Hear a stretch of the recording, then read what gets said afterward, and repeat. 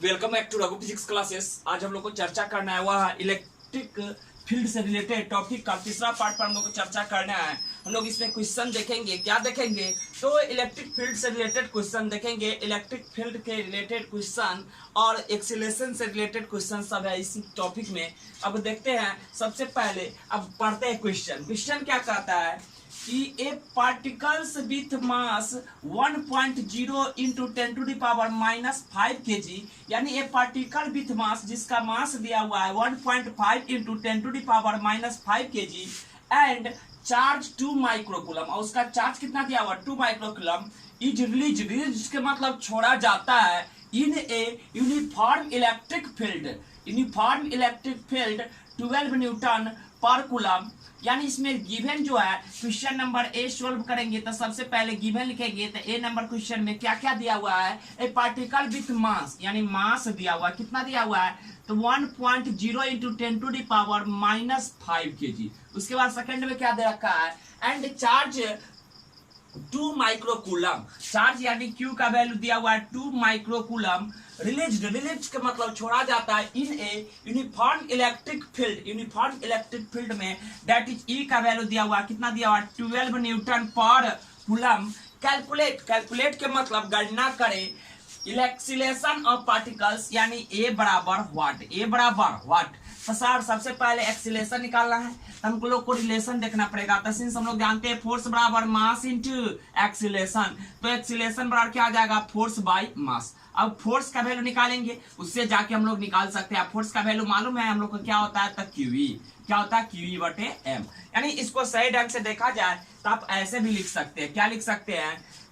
हमको यहाँ पर ए निकालना है तो सिंस हम लोग जानते हैं एक्सीलरेशन निकालना था, सबसे पहले फोर्स निकालना पड़ेगा। मास दिया हुआ है यहाँ पर, तब फोर्स, सिंस हम लोग जानते हैं फोर्स बराबर मास इंटू एक्सीलरेशन होता है, एक होता है क्यूई, तो क्यूई हो जाएगा। सो सिंस हम लोग ये भी जानते हैं कि एक्सीलरेशन बराबर, यानी ऐसे भी बोल सकते हैं फोर्स बराबर मास इंटू एक्सीलरेशन। सो एक्सीलरेशन बराबर क्या बोल सकते हैं? तब फोर्स बाय मास। अब फोर्स का वैल्यू यहाँ से डाल देंगे तो क्यूई बटा एम।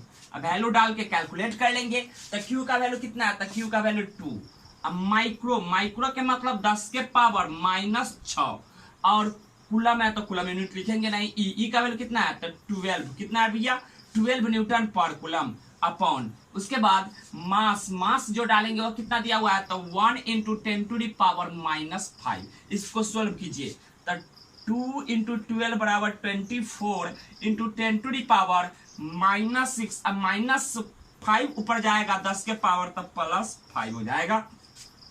It mean 24 into 10⁻⁻1। इसको आप ऐसे भी तो लिख सकते थे सर कि एक्सीलरेशन बराबर क्या हो जाता? तो 24/10 इक्वल टू 2.4 मीटर पर सेकेंड स्क्वायर, क्योंकि एक्सीलरेशन का यूनिट होता है, इसलिए ऐसा लिख सकते हैं। तो फर्स्ट क्वेश्चन हम लोग डील कर चुके हैं। दूसरा क्वेश्चन क्या कहता है? Calculate the ratio of acceleration of an electron and proton, यानी एक इलेक्ट्रॉन और प्रोटॉन का एक्सीलरेशन का रेशियो निकालना है, अनुपात। रिलीज के मतलब छोड़ा जाता है इन सेम इलेक्ट्रिक फील्ड, यानी इलेक्ट्रिक फील्ड दोनों का सेम है, और उसके बाद इलेक्ट्रॉन है प्रोटॉन है। तो calculate the ratio of acceleration of an electron and proton released in the same electric field. तो सबसे पहले इलेक्ट्रिक फील्ड दोनों के लिए बराबर है। क्वेश्चन नंबर बी डील करेंगे। तो सबसे पहले हम लोग लिखेंगे तो मास ऑफ इलेक्ट्रॉन बराबर हम लोग को मालूम है 9.1 इंटू 10⁻31 kg, क्योंकि एक्सीलरेशन को लेना है तो लेना ही पड़ेगा। मास ऑफ प्रोटॉन बराबर, यह याद रखना पड़ेगा।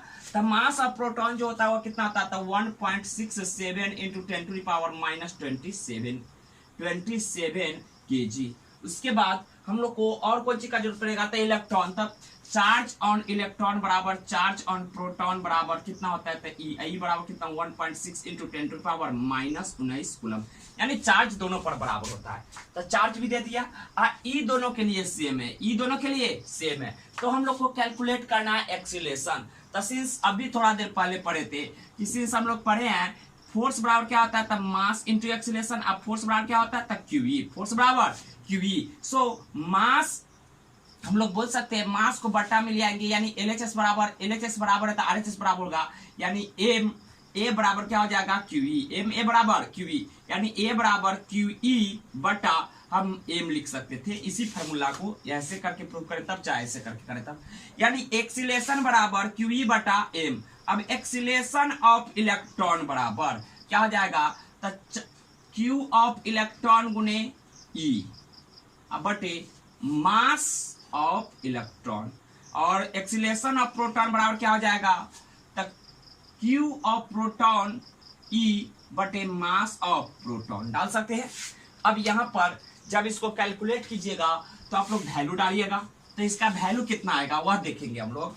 तब इसको इक्वेशन नंबर फर्स्ट और इसको इक्वेशन नंबर सेकेंड। तो हम लोग को जब भी कुछ निकालना रहे, रेशियो निकालना है, तो अट्ठा बट्टा करना पड़ेगा।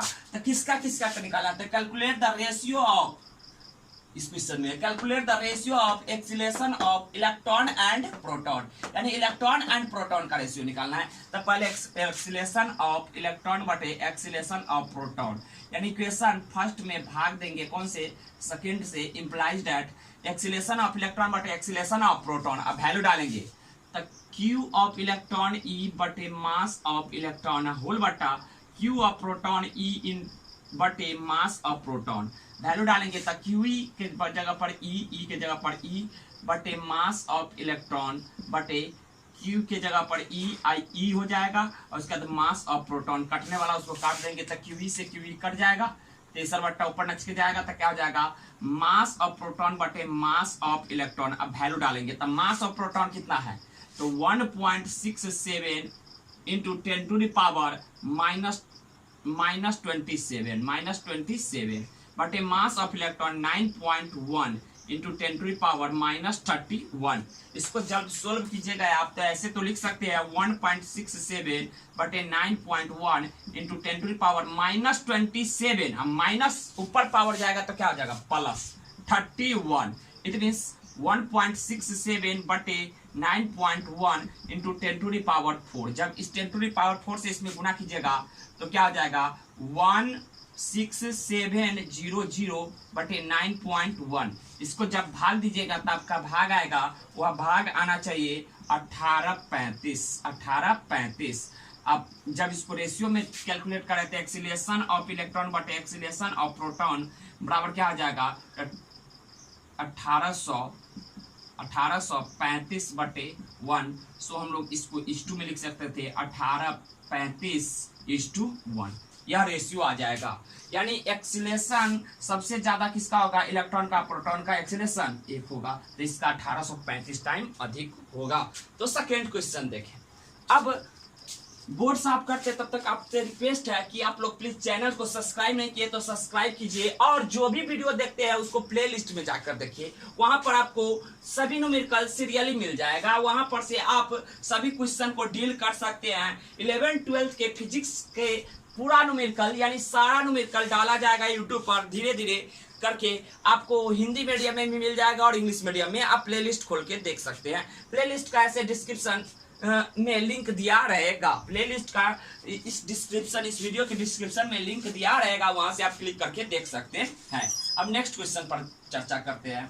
Calculate ratio of acceleration of and alpha particles and a proton released in the same electric field. यानी क्या कहता है कैलकुलेट के मतलब गणना करें रेशियो ऑफ एक्सीलरेशन, इसमें भी रेशियो का एक्सीलरेशन निकालना है, यानी एक्सीलरेशन का रेशियो निकालना है ऑफ अल्फा पार्टिकल के एंड ए प्रोटॉन। एक अल्फा पार्टिकल है और एक इलेक्ट्रॉन है। रिलीज्ड का मतलब छोड़ा जाता है इन सेम इलेक्ट्रिक फील्ड, यानी समान इलेक्ट्रिक फील्ड में। तो इसको भी सोल्यूशन करेंगे तो सबसे पहले हम लोग लिखेंगे अल्फा पार्टिकल किसको कहते हैं। अल्फा पार्टिकल बराबर जो होता है double ionised helium particles, double ionised helium particle. तो charge on Q of alpha बराबर क्या हो जाएगा, तब 2e के बराबर हो जाएगा, और मास ऑफ अल्फा बराबर कितना हो जाएगा, तब 4 AMU, यानी 4 यूनिट बोल सकते हैं। कितना बोल सकते हैं 4 यूनिट, यानी 4 इंटू मास ऑफ प्रोटॉन, इतना भी बोल सकते हैं, कोई डाउट नहीं होना चाहिए।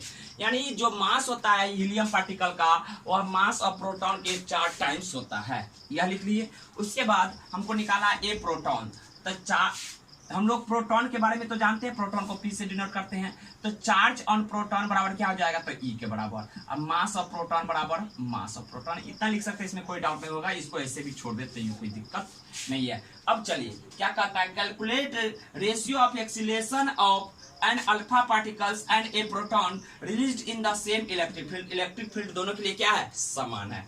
सिंस हम लोग जानते हैं फोर्स बराबर क्या होता है, QE, फोर्स बराबर QE, एक्सीलरेशन बराबर force by mass, so force का वैल्यू QE बटा क्या हो जाएगा, मास। अब acceleration of alpha, acceleration of alpha particle बराबर Q ऑफ अल्फा E बटे mass of alpha, equation number first.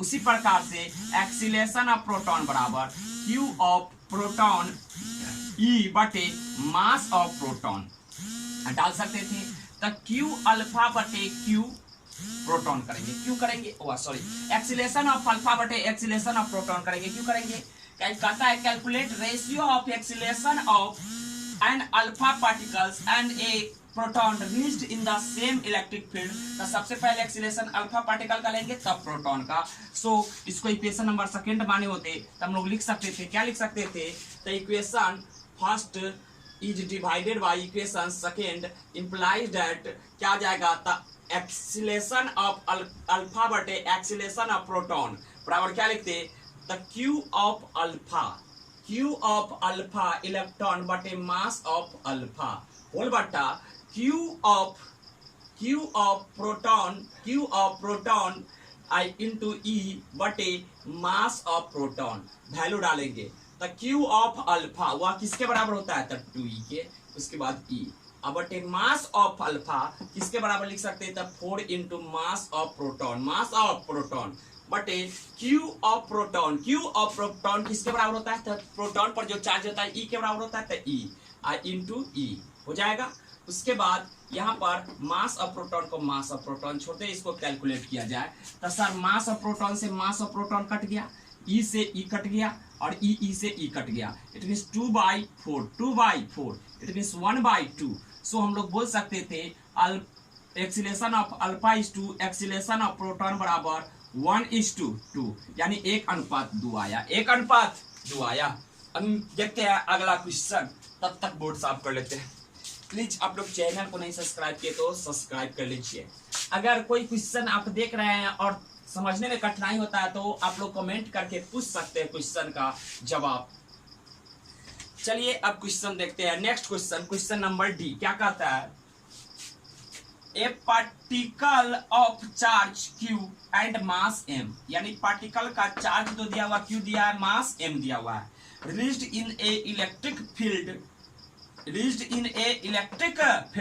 यानी क्वेश्चन नंबर जो हम लोग डील कर रहे हैं वह डी नंबर में क्या कहता है, एक इलेक्ट्रिक फील्ड है, इलेक्ट्रिक फील्ड में एक चार्ज को रिलीज किया जाता है जिसका चार्ज की हुआ है मास M है, इसका इलेक्ट्रिक फील्ड का वैल्यू E दिया हुआ है। उसके बाद क्या कहता है, determine the velocity attained by charge and distance travelled by it in the time t, यानी t समय मान लीजिए यहाँ पर रिलीज किया जाता है, छोड़ा जाता है एक पार्टिकल को जिसका मास कितना M है, चार्ज कितना Q है, इस जगह इलेक्ट्रिक फील्ड का वैल्यू कितना है, तो E है। इस जगह जब छोड़ा जाएगा तो इस पर फोर्स लगेगा, अब फोर्स लगेगा तो यह घुसकेगा, तो इसका वेलोसिटी अटेंड होगा, यानी वेलोसिटी कितना हो जाएगा t समय के बाद, वही बात करता है।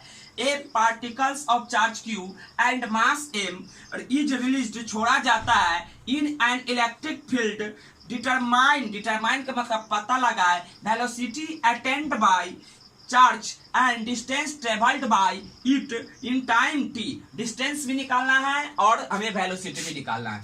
तो सिंस हम लोग सबसे पहले यहाँ पर चलेगा तो इस पर फोर्स लगेगा तो एक्सीलरेशन होगा, तो हम लोग सबसे पहले फोर्स निकालते थे, F बराबर QE, सो एक्सीलरेशन बराबर फोर्स बाय मास, अब फोर्स का वैल्यू किसके बराबर था, QE के, अब बटे M, Q से चार्ज, इसे इलेक्ट्रिक फील्ड, M से मास, सो एक्सीलरेशन निकल गया। सिंस हम लोग जानते हैं वेलोसिटी के लिए फॉर्मूला, तो सिंस V बराबर U प्लस AT, V बराबर U प्लस AT, V से फाइनल वेलोसिटी, U से इनिशियल वेलोसिटी, X से एक्सीलरेशन, T से टाइम। सर V का V छोड़ेंगे, U का वैल्यू रिलीज किया जाता है यानी शुरू किया जाता है तो 0 से छोड़ा जाता है, प्लस A का वैल्यू कितना डालेंगे, तो QE अब बटे M, और T का वैल्यू कितना दिया था, यहाँ पर टाइम दिया रहता तो टाइम डालते, टाइम T दिया हुआ था T, इट मींस V बराबर बोल सकते थे QET बटा m, यह वेलोसिटी निकल गया। अब हमें कैलकुलेट करना है डिस्टेंस, कितना दूरी तय करेगा। मान लीजिए जब इस पर फोर्स लगेगा तो यह घुसकेगा, कितना घुसक आएगा डिस्टेंस निकालना है। तो इसके लिए फॉर्मूला जानते हैं, सिंस s बराबर ut plus half at square, s बराबर ut plus half at square. s से क्या होता है तो डिस्प्लेसमेंट यानी डिस्टेंस, u से इनिशियल वेलोसिटी, t से टाइम, हाफ हो गया न्यूमेरिकल वैल्यू, a से एक्सीलरेशन, t से टाइम स्क्वायर हो जाएगा। तो यहाँ पर बोल सकते हैं u का वैल्यू कितना है तो 0, क्योंकि छोड़ा जाता है। रिलीज का मतलब छोड़ा जाता है इन इलेक्ट्रिक फील्ड पे।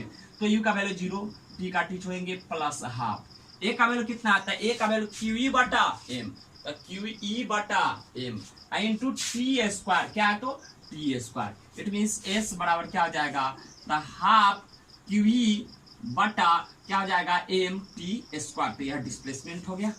इस वीडियो में इतना ही रहने देते हैं, अब अगले पार्ट में मिलते हैं। Thanks for watching.